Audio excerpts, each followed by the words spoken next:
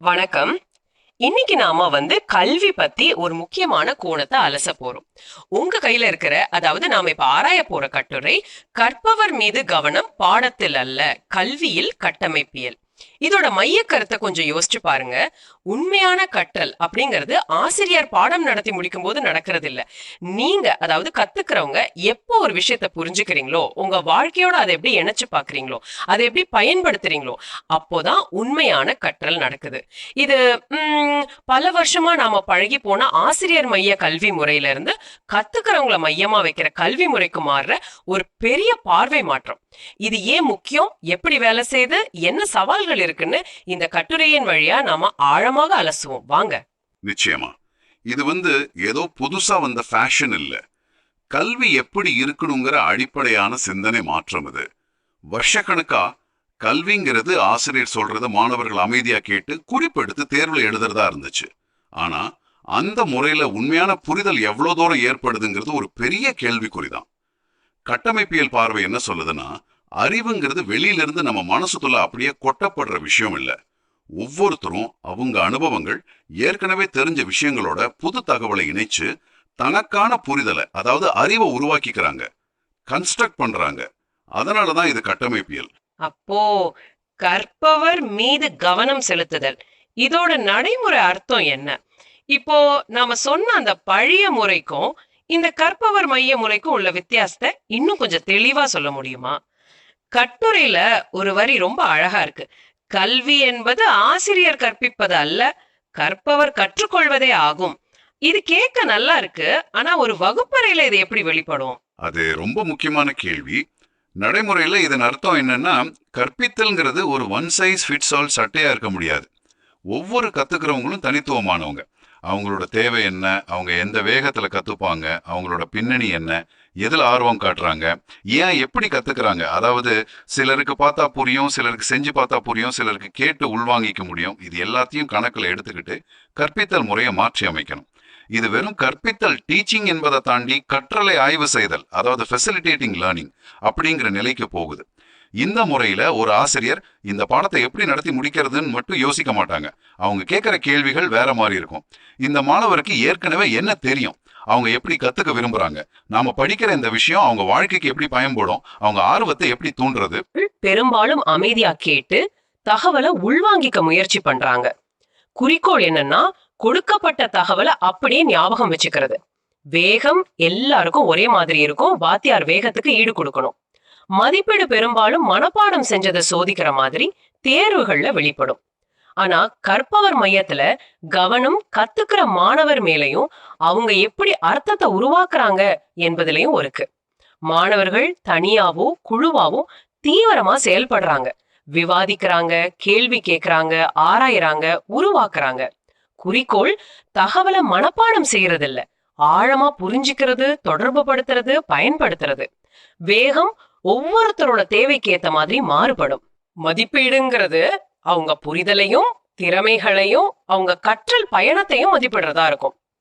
இந்த அடிப்படை மாற்றம் தான் எல்லாத்தையும் மாத்துதுன்னு தோணுது. மிகச் சரியா பிடிச்சிங்க. இந்த அடிப்படை மாற்றம் தான் கட்டமைப்பியல் கற்பித்தலின் சாரம். இதுல ஆசிரியரோட பங்கு கற்பனை பண்ணி பார்க்க முடியாத அளவுக்கு மாறுது. அவங்க இனிமே மேடையில் இருக்கும் ஞானி, சேஜ் ஆன் த ஸ்டேஜ் மாதிரி எல்லா பதில்களையும் தெரிஞ்சுக்கிட்டு மாணவர்களுக்கு வழங்குறவங்க இல்ல. மாறா அவங்க பக்கத்தில் இருக்கும் வழிகாட்டி, கைட் ஆன் த சைடு மாதிரி மாறுறாங்க. ஒரு நல்ல வழிகாட்டி என்ன செய்வாங்களோ அதைத்தான் இவங்களும் செய்யறாங்க.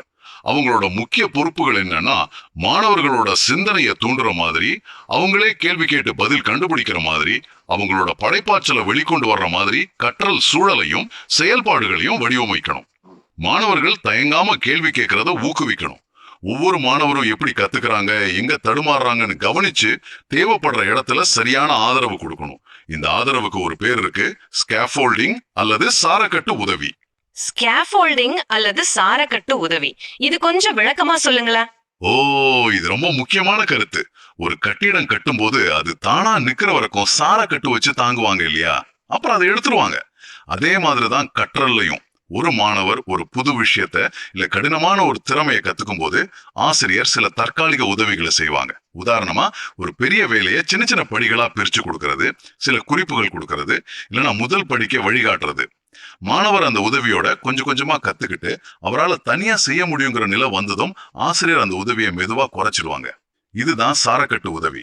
இது மாணவரோட தன்னம்பிக்கையை வளர்க்கும், அவங்களால முடியாத விஷயத்தை கூட முயற்சி செய்ய வைக்கும். இது இல்லாம சக மாணவர்கள் கூட சேர்ந்து கத்துக்கிறது, குழு விவாதங்கள் நடத்துறது, கத்துக்கிட்டதை பத்தி மாணவர்கள் திரும்ப யோசிச்சு பார்க்கறது, ரிஃப்ளெக்ஷன், இது எல்லாத்தையும் ஆசிரியர் ஊக்குவிப்பாங்க. அவங்க ஒரு ஃபெசிலிட்டேட்டர், ஒரு லேர்னிங் டிசைனர் மாதிரி செயல்படுவாங்க. இது கேட்க ரொம்ப நல்லா இருக்கு. ஆனா இந்த யோசனை எல்லாம் இப்ப சமீபத்துல வந்தது இல்லையே. இதுக்கு ஒரு தத்துவவாத வரலாற்று பின்னணி இருக்குன்னு கட்டுரை சொல்லுது. ஜான் டுவி, பியாஜே, வைகாட்ஸ்கி, ப்ரூனர் மாதிரி சில பெரிய கல்வியாளர்களை பத்தி பேசுறாங்க. அவங்க பங்களிப்பு என்ன? இந்த கற்பவர் மைய சிந்தனைக்கு ஒரு வலுவான அடித்தளம் இருக்கு. உதாரணமா ஜான் டுவி கிட்டத்தட்ட ஒரு நூற்றாண்டுக்கு முன்னாடியே செய்து கற்றல், லேர்னிங் பை டூயிங் பத்தி பேசினார். கல்விங்கிறது வெறும் புத்தக அறிவு இல்ல, அது வாழ்க்கையோட அனுபவத்தோட பின்னி பிணைஞ்சிருக்கணும்னு சொன்னாரு. குழந்தைகள் பள்ளிக்கூடத்துல செய்யற விஷயங்கள் வெளி உலக வாழ்க்கைக்கு அர்த்தமுள்ளதா இருக்கணும்னு வலியுறுத்தினார். அதுக்கப்புறம் ஜீன் பியாஜே குழந்தைகள் எப்படி சிந்திக்கிறாங்க, அவங்க அறிவு வளர்ச்சி எப்படி படிப்படியா நடக்குதுன்னு ஆராய்ச்சி பண்ணி சொன்னார். ஒவ்வொரு வயசுலயும் அவங்க புரிஞ்சுக்கிற விதம் மாறுபடும், அதனால கற்பித்தலும் அதுக்கேத்த மாதிரி இருக்கணும்னு காட்டினார். லெவ் வைகாட்ஸ்கி சமூகத்தோட பங்கை வலியுறுத்தினார். நாம தனியா கத்துக்கிறத விட மத்தவங்களோட பேசி விவாதிச்சு சேர்ந்து செய்யும் போது நிறைய கத்துக்கிறோம்னு சொன்னார். குறிப்பா ஒருத்தரால தனியா செய்ய முடியாதத கொஞ்சம் வழிகாட்டுதலோடு செய்ய முடியும் பாருங்க, அந்த இடைவெளி ஜோன் ஆஃப் ப்ராக்சிமல் டெவலப்மெண்ட், அதுலதான் உண்மையான கற்றல் நடக்கும்னு சொன்னார். அப்புறம் ஜெரோம் ப்ரூனர் கண்டுபிடிப்பு கற்றல், டிஸ்கவரி லேர்னிங் பத்தி பேசினார். மாணவர்கள் வெறும் தகவலை பெறுபவர்களா இல்லாம அவங்களே கேள்விகள் கேட்டு ஆராய்ந்து அறிவை கண்டுபிடிக்கிறவங்களா இருக்கணும்னு சொன்னார். அப்போ இந்த எல்லா கோட்பாட்டாளர்களும் சொல்ற விஷயம் என்னன்னா, கற்றல்ங்கிறது ஒரு செயல்பாடு. அது சமூக சூழல்ல நடக்குது. அது ஒவ்வொருத்தரோட தனிப்பட்ட அனுபவத்தோடையும் வளர்ச்சி நிலையோடும் தொடர்புடையது. இதை மையமா வச்சுதான் கற்பவர் மைய கல்வி முறை உருவாகி இருக்கு. அப்படிதானே? மிகச்சரியா சொன்னீங்க. இங்க சுவாரஸ்யமான விஷயம் என்னவென்றால், இந்த கோட்பாடுகள் எல்லாமே ஏன் கற்பவர் மைய மாதிரியை ஆதரிக்கின்றன என்பதுதான். ஏன்னா இது ஒவ்வொரு தனி மனிதனோட தனித்துவத்தையும், அவங்க உலகத்தை பார்க்கிற விதத்தையும், அவங்களோட அனுபவங்களையும் மதிக்கிறதோட நேரடியா தொடர்புடையது. நீங்க ஒரு புது விஷயத்தை எப்படி கத்துக்கிறீங்க? உங்ககிட்ட ஏற்கனவே இருக்கிற அறிவோட அனுபவத்தோட அதை பொருத்தி பார்த்து தானே அர்த்தம் கண்டுபிடிக்கிறீங்க. இந்த செயல்முறை ஒவ்வொருத்தருக்கும் தனித்துவமானது. இந்த கோட்பாட்டாளர்கள் எல்லாரும் இந்த தனிப்பட்ட அனுபவத்தையும் செயல்கள் மூலமா கத்துக்கிறதையும் சமூக தொடர்புகள் மூலமா வளர்றதையும் வலியுறுத்தினாங்க. அதனாலதான் கற்பவர் மைய கல்விக்கு இவங்க ஒரு தத்துவார்த்த அடித்தளம் அமைச்சதா சொல்றோம். இது வெறும் ஏட்டுச்சுரைக்காய் இல்ல, இது மனிதர்கள் இயல்பா எப்படி கத்துக்கிறாங்கிற அறிவியல் பூர்வமான பார்வை. சரி, அப்போ ஒரு கற்பவர் மைய வகுப்பறை எப்படி இருக்கோ அதோட முக்கிய பண்புகள் என்னென்னு கட்டுரை பட்டியலிடுதே. மாணவர்கள் சும்மா இல்லாம செயல்பாட்டுடன் பங்கேற்பது, அதாவது கேள்வி கேட்கறது, விவாதிக்கிறது, ப்ராஜெக்ட் செய்யறதுன்னு எதையா செஞ்சுக்கிட்டே இருக்கிறது. தனிப்பயனாக்கப்பட்ட கற்றல், ஒவ்வொருத்தரோட தேவைக்கும் வேகத்துக்கும் ஏத்த மாதிரி கத்துக்க வாய்ப்பு கிடைக்கிறது. கூட்டா சேர்ந்து கத்துக்கிறது, ஒருத்தர்கிட்ட இருந்து இன்னொருத்தர் கத்துக்கிறது, குழுவா வேலை செய்யறது, கத்துக்கிட்டத பத்தி யோசிச்சு பாக்குறது மற்றும் சுய மதிப்பீடு. நான் என்ன கத்துக்கிட்டேன், எப்படி கத்துக்கிட்டேன்னு மாணவர்கள் யோசிக்கிறது. அர்த்தமுள்ள சூழல்ல கத்துக்கிறது, பாடங்களை நிஜ வாழ்க்கையோட தொடர்பு படுத்தி கத்துக்கிறது. ஆக்கப்பூர்வமான பின்னூட்டம், தப்ப சுட்டி காட்டுறது மட்டும் இல்லாம எப்படி சரி செய்யலான்னு வழிகாட்டுறது. Choice and voice. இங்கதான் விஷயம் மிகவும் சுவாரஸ்யமா ஆகுது. மாணவர்களே அவங்களுக்கு என்ன படிக்கணும், எப்படி படிக்கணும்னு முடிவு செய்ய கொஞ்சம் இடம் கொடுத்தா அவங்களோட ஈடுபாடே வேற லெவல்ல இருக்குமே. அவங்க அந்த கற்றலுக்கு உரிமையாளரா மாறுவாங்க இல்லையா? நிச்சயமா. அந்த உரிமையும் பொறுப்பும், ஓனர்ஷிப் அப்படிங்கிறது கற்றல்ல ஒரு பெரிய உந்து சக்தியா மாறும். இது நடைமுறையில எப்படி இருக்குன்னு சில உதாரணங்களை பார்ப்போம். கட்டுரையில தொடக்கப்பள்ளி உதாரணங்கள் இருக்கு. கணிதத்துல கூட்டல் வாய்ப்பாட்டை வெறுமனே மனப்பாடம் செய்ய வைக்கிறதுக்கு பதிலா ஆசிரியர் மாணவர்கள் கிட்ட கொஞ்சம் பொம்மை காசுகளை கொடுத்து வகுப்பறையில ஒரு சின்ன கற்பனை சந்தையை உருவாக்கி, சரி உங்ககிட்ட 10 ரூபாய் இருக்கு, 3 ரூபாய்க்கு ஒரு பென்சிலும் 4 ரூபாய்க்கு ஒரு அழிப்பானும் வாங்கினா மீதி எவ்வளவு இருக்குன்னு கேட்கலாம். இது விளையாட்டு மாதிரி இருந்தாலும் இதுல கூட்டல் கழித்தல் கருத்துக்களை அவங்க நிஜ சூழல்ல பயன்படுத்துறாங்க. அறிவியல்ல தாவரங்களை பத்தி பாடம் நடத்தும் போது வெறும் படத்தை காட்டி விளக்காம ஒவ்வொரு மாணவரையும் ஒரு சின்ன செடி வளர்க்க சொல்லலாம். விதையை ஊன்றி தினமும் தண்ணி ஊத்தி அதை வளர்றதை கவனிச்சு ஒரு சின்ன டைரியில குறிப்பெடுக்கலாம். ஏன் இந்த செடி நல்லா வளருது, அந்த செடி வளரலன்னு விவாதிக்கலாம்.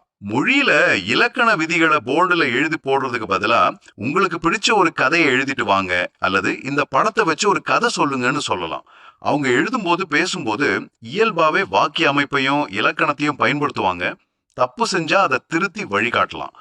இந்த உதாரணங்கள் எல்லாம் காட்டுறது என்னன்னா, கற்றல் என்பது ஆசிரியர் என்ன சொல்றார் என்பதை மட்டும் சார்ந்து இல்லாம நீங்க என்ன செய்றீங்க, என்ன யோசிக்கிறீங்க, என்ன உணர்றீங்க என்பதை சுத்தி அமையணும். இந்த அணுகுமுறை உயர்கல்விக்கும் வேலைக்கான பயிற்சிகளுக்கும் கூட பொருந்தும். Problem based learning, case studies, simulations இதெல்லாம் இதே கொள்கையோட வெளிப்பாடுகள் தான். கேட்கவே ரொம்ப உற்சாகமா இருக்கு. அப்போ இதனால என்னென்ன நன்மைகள் கிடைக்கும்னு கட்டுரை சொல்லுது? முக்கியமா ஆழமான புரிதல் கிடைக்குது, வெறும் மேலோட்டமான மனப்பாடம் இல்லாம. ஏன்னா நீங்களே செஞ்சு யோசிச்சு கத்துக்கும் போது அது மனசுல நல்ல பதியும். கற்றல்ல ஒரு உந்துதலும் ஈடுபாடும் இயல்பா வருது. ஏன்னா அது உங்களுக்கு பிடிச்ச மாதிரி உங்க வேகத்துக்கு நடக்குது. விமர்சன சிந்தனை, படைப்பாற்றல் சிந்தனை எல்லாம் வளருது. ஏன்னா நீங்க பிரச்சனைகளுக்கு தீர்வு காண முயற்சி செய்றீங்க, புதுசா எதையாவது உருவாக்க பாக்குறீங்க. மாணவர்கள் மேல தன்னம்பிக்கையும் அவங்க சுதந்திரமா செயல்படுற தன்மையும் அதிகரிக்குது. ஏன்னா அவங்க கற்றலுக்கு அவங்களே பொறுப்பேத்துக்கிறாங்க. குழுவா வேலை செய்யறதால கூட்டுத்திறன்கள் வளருது. இது இன்னைக்கு வேலை உலகத்துல ரொம்ப முக்கியம். கடைசியா ரொம்ப முக்கியமானது, எப்படி கத்துக்கணுங்கிறதையும் அவங்க கத்துக்கிறாங்க. இது வாழ்நாள் முழுக்க கத்துக்கிறதுக்கு அத்தியாவசியமான திறமை. இதெல்லாம் உங்களுக்கு எப்படி பயன்படும்னு யோசித்து பாருங்க. வேலை செய்யற இடத்துலயோ உங்க சொந்த ஆர்வத்துக்காக எதையாவது கத்துக்க முயற்சிக்கும் போதோ இந்த திறன்கள் எவ்வளவு முக்கியம்னு புரியும். ஆமா, நன்மைகள் ரொம்ப ஈர்க்கிற மாதிரி இருக்கு. ஆனா இத நடைமுறைப்படுத்துறதுல சில பெரிய சவால்களும் இருக்குன்னு கட்டுரை சுட்டி காட்டுது. நாம அதையும் பார்க்கணும். முதல் சவால் பெரிய வகுப்பறை அளவுகள். 40-50 மாணவர்கள் இருக்கிற ஒரு கிளாஸ்ல ஒவ்வொருத்தரோட தேவைக்கும் வேகத்துக்கும் எப்படி ஈடு கொடுக்க முடியும்? இது ஆசிரியர்களுக்கு பெரிய சுமை. 2வது, ஆசிரியர்களுக்கு பயிற்சி. பல ஆசிரியர்கள் அவங்க படிச்சது பழகினது எல்லாமே ஆசிரியர் மைய முறைதான். இந்த மாதிரி வழிகாட்டியா மாற அவங்களுக்கு முறையான பயிற்சியும் தொடர்ச்சியான ஆதரவும் தேவை.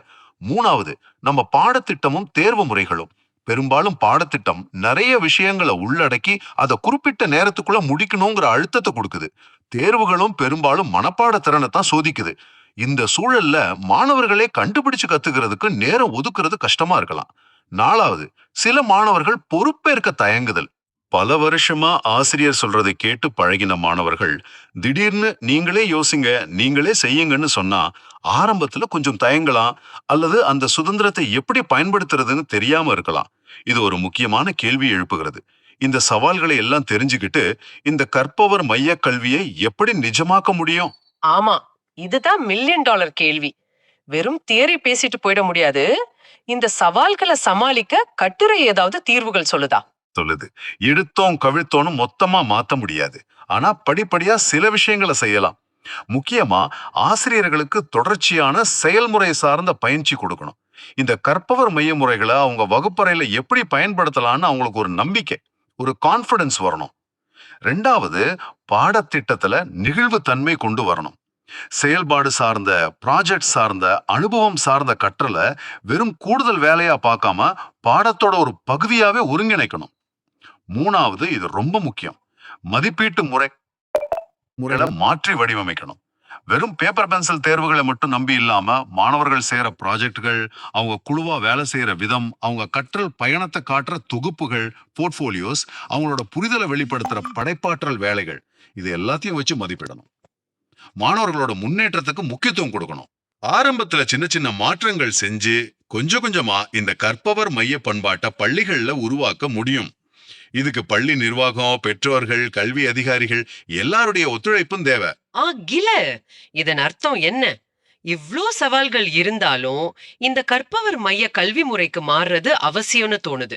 ஏன்னா இது இன்றைய 21ஆம் நூற்றாண்டுக்கு ரொம்ப பொருத்தமானதா இருக்கு. இன்னைக்கு உலகத்துக்கு தேவைப்படுற திறன்கள் என்ன? நல்லா யோசிச்சு முடிவெடுக்கிறது, விமர்சன சிந்தனை, கிரிட்டிக்கல் திங்கிங், நம்ம கருத்துக்களை தெளிவா சொல்றது, தகவல் தொடர்பு, கம்யூனிகேஷன், மத்தவங்களோட சேர்ந்து வேலை செய்யறது, ஒத்துழைப்பு, கொலாபரேஷன், புதுசா எதையாவது யோசிக்கிறது, உருவாக்குறது, படைப்பாற்றல், கிரியேட்டிவிட்டி, தொழில்நுட்பத்தை நல்ல விஷயத்துக்கு பயன்படுத்துறது, டிஜிட்டல் கல்வி அறிவு, டிஜிட்டல் லிட்ரஸி, இந்த 5 சீகளையும் இந்த கற்பவர் மைய கல்வி முறை வளர்க்குதுன்னு கட்டுரை அழுத்தமா சொல்லுது. ஏன்னா மாணவர்கள் கேள்வி கேட்கறாங்க, தகவலை அலசி ஆராயறாங்க, விவாதிக்கிறாங்க, குழுக்கள்ல வேலை செய்றாங்க, பிரச்சனைகளுக்கு தீர்வு கண்டுபிடிக்கிறாங்க, தொழில்நுட்பத்தை ஆராய்ச்சிக்கும் தங்களோட படைப்புகளை பகிர்ந்துக்கிறதுக்கும் பயன்படுத்துறாங்க. இது மாணவர்களை தேர்வுகளுக்கு மட்டும் தயார்படுத்தாம வேகமா மாறிக்கிட்டே இருக்கிற இந்த உலகத்துல வாழ்க்கைக்கும் எதிர்கால வேலைகளுக்கும் தயார்படுத்துது. உண்மைதான். இந்த 21ஆம் நூற்றாண்டு திறன்களை வளர்க்கும் போது நாம எப்படி மதிப்பிடுறோங்கிறதும் மாறணும்.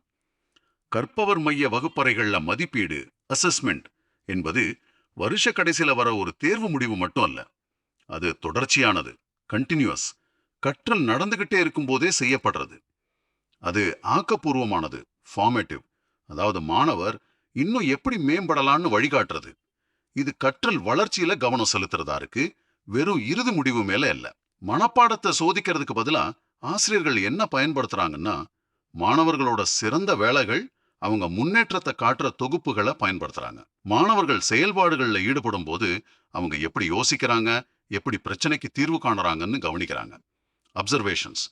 சக மாணவர்களே ஒருத்தரோட வேலையை மதிப்பிடுறது பியர் அசஸ்மெண்ட், மாணவரே தன்னோட வேலையை மதிப்பிடுறதும் செல்ஃப் அசஸ்மெண்ட்டும் நடக்குது. படைப்பாற்றலையும் ஆழமான புரிதலையும் மதிப்பிடுறதுக்கு குறிப்பிட்ட வழிகாட்டுதல்கள் கொண்ட மதிப்பீட்டு தாள்கள், அதாவது ரூபிரிக்ஸை பயன்படுத்துறாங்க. இது சரி அல்லது தவறுன்னு சொல்றதுக்கு பதிலா, இந்த விஷயத்துல நீங்க நல்லா செஞ்சிருக்கீங்க, இந்த இடத்துல இன்னும் கொஞ்சம் கவனம் செலுத்தலாம் அப்படின்னு ஒரு தெளிவான சித்திரத்தை கொடுக்கும். இங்க கொடுக்கிற பின்னூட்டம் எப்போதுமே மாணவரை ஊக்கப்படுத்துறதாவும் வழிகாட்டுறதாவும் இருக்கும். இது மாணவர்கள் அவங்களோட கற்றலை பத்தி யோசிச்சு பார்த்து அடுத்த கட்டத்துக்கு போக உதவும். இது ரொம்ப முக்கியமான விஷயம். மதிப்பீடு பயமுறுத்துற ஒன்றா இல்லாம கற்றலுக்கு உதவுற கருவியா மாறணும்.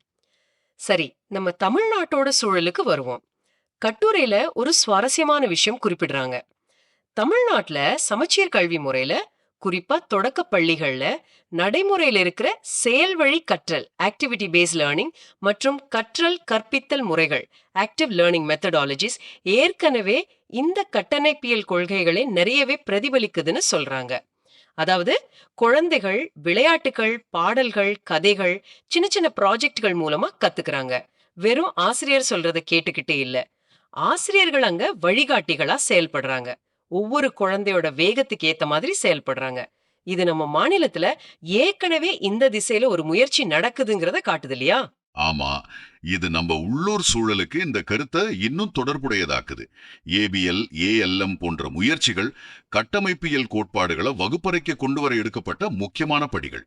குழந்தைங்க குழுக்களா சேர்ந்து கத்துக்கிறது, அவங்களே செயல்பாடுகள்ல ஈடுபடுறது, கற்றல் உபகரணங்களை பயன்படுத்துறது, இதெல்லாம் கற்பவர் மைய கல்விக்கு நல்ல உதாரணங்கள். இந்த அணுகுமுறை நம்ம மாநில கல்விக் கொள்கை 2020 NEP 2020 முன்வைக்கிற இலக்குகளோடையும் ரொம்ப நல்லா ஒத்து போகுது. அந்த கொள்கை பாடத்திட்டத்துல நெகிழ்வுத்தன்மை இருக்கணும், எல்லாரையும் உள்ளடக்கியதா இன்க்ளூசிவிட்டி இருக்கணும், கத்துக்கிறவங்களுக்கு தன்னாட்சி லேர்னர் அட்டானமி கொடுக்கணும்னு வலியுறுத்துது. நம்ம மாநிலத்துல ஏற்கனவே இந்த திசையில சில முயற்சிகள் நடக்கிறது ஒரு பலம். ஆனா இதை இன்னும் எப்படி வலுப்படுத்தலாம், மேல்நிலை பள்ளிகள் வரைக்கும் எப்படி அர்த்தமுள்ளதா கொண்டு போலாம், நடைமுறையில் இருக்கிற சவால்களை எப்படி எதிர்கொள்ளலாம்னு தொடர்ந்து யோசிக்கணும், செயல்படணும். நாம இன்னைக்கு அலசின இந்த கட்டுரை சொல்ற விஷயம் ரொம்ப ஆழமானது. கல்வியோட மையத்தை பாட புத்தகத்துல இருந்தோ ஆசிரியரிடம் இருந்தோ மாற்றி கத்துக்கிற உங்க மேல வைக்கும்போது அது கற்றல் அனுபவத்தை மாற்றி அமைக்குது. அது வெறும் தகவல்களை ஒரு மூளையில இருந்து இன்னொரு மூளைக்கு அனுப்புற இயந்திரத்தனமான வேலையா இல்லாம ஒரு மனித நியமிக்க ஊடாடும் படைப்பாற்றல் அனுபவமா மாறுது. ஒவ்வொரு கற்பவரும் தனித்துவமானவர், அவங்களுக்குள்ள இயல்பாவே ஒரு ஆர்வம் இருக்கு, சரியான சூழலும் வழிகாட்டுதலும் மரியாதையும் கிடைக்கும் போது அவங்களால அறிவை சுயமா உருவாக்கிக்க முடியுங்கிற நம்பிக்கையே இது கொடுக்குது. கட்டுரையில கடைசியா சொல்ற அந்த வரியை திரும்பவும் சொல்லணும்னு தோணுது. ஒரு நல்ல ஆசிரியர் பாடங்களை நடத்துவதில்லை, அவர் மனங்களை தூண்டுகிறார். சுவாரஸ்யமான, அர்த்தமுள்ள மகிழ்ச்சியான பயணமா மாறுது. அதுதான் நம்ம அடைய வேண்டிய இலக்கு. சரி, இந்த ஆழமான உரையாடலை முடிக்கிறதுக்கு முன்னாடி உங்களுக்காக, அதாவது நேயருக்காக ஒரு சின்ன சிந்தனை தூண்டல். நீங்க கடைசியாக எப்போ உண்மையிலேயே ஆர்வமா நீங்களா ஒன்றை கண்டுபிடித்து கற்றதாக உணர்ந்தீர்கள்? அது ஒரு புது மொழியா இருக்கலாம், ஒரு சமையல் குறிப்பா இருக்கலாம், ஒரு இசைக்கருவியா இருக்கலாம், இல்ல வேலை சம்பந்தப்பட்ட ஒரு புது திறமையா கூட இருக்கலாம். அந்த அனுபவத்தை கொஞ்சம் மனசுல கொண்டு வந்து பாருங்க. அதுல நாம இன்னைக்கு பேசின கற்பவர் மைய கற்றலோட கூறுகள், அதாவது நீங்களே முயற்சி செஞ்சது, உங்க வேகத்துக்கு கத்துக்கிட்டது, தப்பு செஞ்சு திருத்திக்கிட்டது, அது உங்களுக்கு ஏன் முக்கியமா இருந்துச்சு, ஒருவேளை மத்தவங்களோட சேர்ந்து கத்துக்கிட்டது, இது மாதிரி ஏதாவது இருந்ததா? அந்த அனுபவம் ஏன் உங்களுக்கு நிறைவா இருந்துச்சுன்னு யோசிச்சு பாருங்க. உங்க கற்றல் பயணங்கள் தொடரட்டும். அடுத்த முறை சந்திப்போம்.